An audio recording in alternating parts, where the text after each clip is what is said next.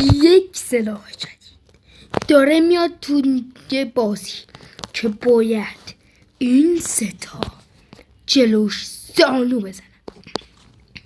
آقا ما هر اساس اخباری که داریم خب یک سلاح جدید داره میاد تو بازی به اسم نیزه که ساختش هم اینجور اینو میذاری یه دونه اینجا یه دونه اینجا و تمام. به همین راحتی میشه درستش کرد.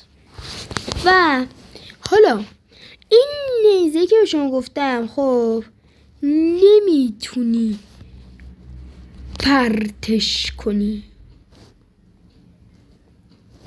اصلا نمیره، قابل پرتاب نیست، اما دوتا حمله برقصا داره که همه شوکه میکنه.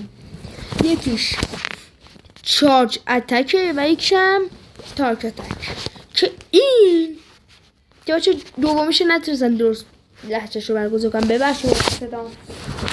و اینجوریه که نیزه رو مثلا آماده میکنی و بعدش داره میاد سمتت و ضربه رو میزنی. خب وقتی که ضربه رو میزنی کلی دمیج بهت بده و تو نبردهای هوایی هم به درم میخوره. و اگه همین کارم بکنی شما، اگه سوار شده باشه اون از اسب میفته.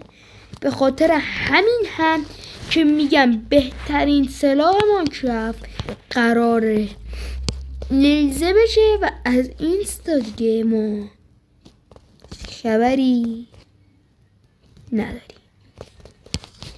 ولی واقعا خیلی به در بخور بودن. دیگه چیکارش کنیم بچه؟ اگه میخوای اخبار روز ماینکرافت نسخه داری چی میاد و بهتون بگم، خواهش کنم سابسکرایب، لایک و کامنت و حمایت برنش بهم بدید. من اینجوری خدا